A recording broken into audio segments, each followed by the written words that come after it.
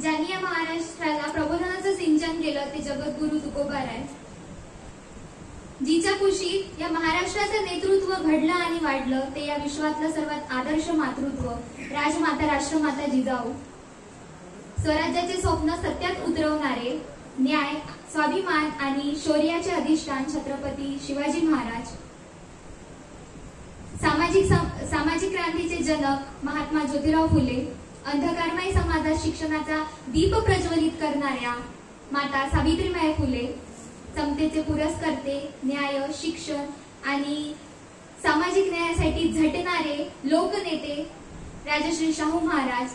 आणि या सर्वांच्या स्वप्नांना भारतीय संविधानात अंतर्भूत करून आपल्याला मूलभूत हक्क आणि अधिकार मिळवून देणारे बुद्धी सम्राट, न्यायपंडित, विश्वरत्न, बोधिसत्व, परमपूज्य डॉक्टर बाबासाहेब आंबेडकर यांना मी त्रिवार वंदन करते. तसेच ज्या ज्या महामानवांनी आणि महान स्त्रियांनी एक चांगलं राष्ट्र निर्माण व्हावं व बहुजनांचा विकास व्हावा यासाठी त्याग दिला त्या सर्वांना मी कोटी कोटी वंदन करते. उपस्थित आदरणीय मान्यवर, उपस्थित पाहुणे मंडळी आणि माझ्या विद्यार्थी मैत्रिणींनो, सर्वांना माझा मानाचा क्रांतिकारी जय भीम. आवाज नाही आला, थोडा जोर लावा, कारण इथे उभे असलेल्या चार भिंतींनी म्हटलं पाहिजे की भलेही आम्ही अंबुजा सिमेंटनी बनलेलो आहोत पण तुमच्या जय भीमने आम्हाला हलवून टाकलं. जय भीम. जय भीम. आजच्या या वक्तृत्व स्पर्धेच्या निमित्ताने मी कुमारी समीक्षा भीमराव रामटेके आपल्या समोर विषय मांडते, भारत राष्ट्र निर्मिती आणि डॉक्टर बाबासाहेब आंबेडकर.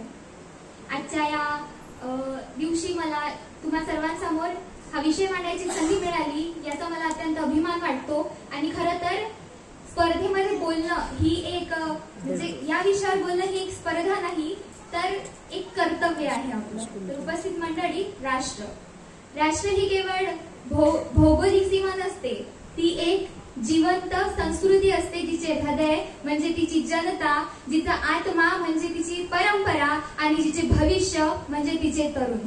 भारतीय राज्यघटना ही केवळ भारताची राष्ट्र निर्मिती ही केवळ भारतीय राज्यघटना निर्माण करणे ही नव्हती, तर समाजाला एकत्र जोडणं, जात, धर्म, भाषा या पलीकडे जाऊन एक भारतीय म्हणून एकत्र येणं हीच खरी राष्ट्र निर्मिती.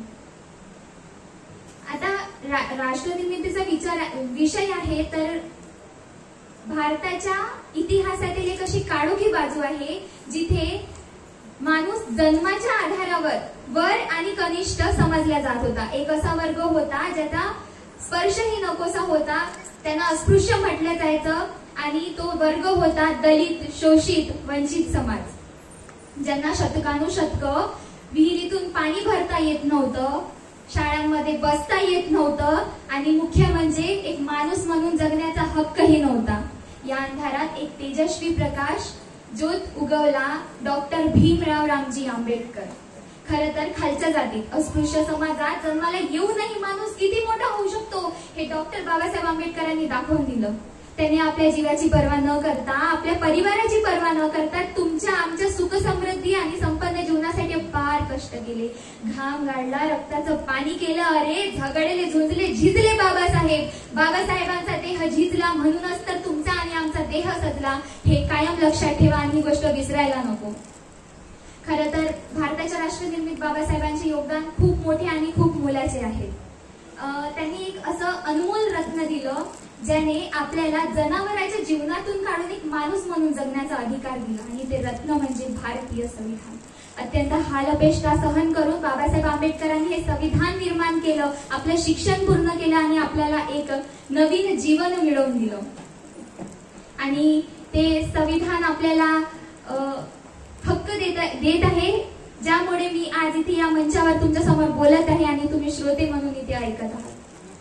खरं तर मला म्हणायचं होतं की बाबासाहेब आंबेडकर जर नसते तर आज असं काही नसतं. आणि जे मनुवादी लोक बोलतात, आपल्या बाबासाहेबांना बोलतात की आंबेडकर आंबेडकर फॅशन हे अँड ऑल, तर मला त्यांना एवढंच म्हणायचं आहे की गलती आपलीच आहे. यात म्हणजे आपली जे तरुण पिढी आहे, तरुण पिढीची आजची अवस्था आहे, रोज सकाळी उशिरा उठे, मोबाईलला दारू ढुसे, ढुसून ढुसून मोबाईलही फुटे, दारूचा ग्लासही फुटे, पण मोबाईल अन दारू न सुटे भाई, न सुटे. ही एक परिस्थिती आजची आहे, ज्यामुळे मनुवादी हसून हसून म्हणत आहेत की आंबेडकर आंबेडकर फॅशन आहे, आपल्याला ते दाखवताच नाही आलं कधी की आंबेडकर फॅशन नाही तर पॅशन आहे आणि आंबेडकरच नेशन आहे, हे आपल्याला कधी दाखवताच आलं नाही. कलम 17 आपल्या अस्पृश्यता निवारण, एक असे निवारण ज्याच्यात बाबासाहेब आंबेडकरांनी 5 प्रकारच्या बंद्या उठवण्याचा प्रयत्न केला. त्या 5 प्रकारच्या बंद्या कुठल्या तर स्पर्शबंदी, रोटीबंदी, गावबंदी, बेटीबंदी, लोटीबंदी. तर गावबंदी काय आहे तर गावबंदी म्हणजे तुमच्या सावलीचा देखील विटाळ होणे. जसं तुम्ही गावात यायचं नाही, भर दुपारी 12ला या, तुमच्या सावल्या तुमच्याच पायात पडल्या की मग बोलू आपण, तुमच्या सावलीचाही विटाळ होता कामा नये, हा आधीचा कायदा सांगत होता. परंतु कलम 17ने सांगितलं की आता यापुढे असं चालणार नाही, तुम्ही या, तुम्ही गावामध्ये मुक्तपणे फिरू शकता, असं काही होणार नाही. गावबंदी, स्पर्शबंदी काय आहे तर अमक्याच्या स्पर्शाचा विटाळ होणे ही स्पर्शबंदी. परंतु आता लोक एकत्र राहतात, खातात, एकत्र वावरतात आणि स्पर्शबंदी म्हणजे डोंट टच वाला होता आणि आता टच मी वाला रोल सुरू आहे. गावबंदी, स्पर्शबंदी, रोटीबंदी काय होतं तर खानावळ वेगवेगळी होती, परंतु आता खानावर वेगवेगळे नाही. गावबंदी, स्पर्शबंदी, रोटीबंदी, बेटीबंदी म्हणजे आंतरजातीय विवाह करण्यास बंदी होती, परंतु आता गव्हर्नमेंटने हा रूल काढला आहे की आंतरजातीय विवाह केला तर 2.5 लाख रुपये देत आहे. बघा कोणाला लग्न करायचं असेल तर हा हक्क संविधानाने दिला. गावबंदी, स्पर्शबंदी, रोटीबंदी, बेटीबंदी, आखरी बंदी होती लोटीबंदी. पाणवठे वेगवेगळे होते आधी, परंतु आता अपार्टमेंट आणि कॉम्प्लेक्स मध्ये विविध प्रकारच्या जाती धर्माचे लोक एकत्र राहतात आणि रोज सकाळी एकाच पाईपलाईन मधून त्यांना पाणी जाते आणि ते पाणी जात असताना त्यांना हे माहिती राहत नाही की सकाळी पहाटे कोण पाणी येऊन सोडून जातात ते त्यांना कळत आहे.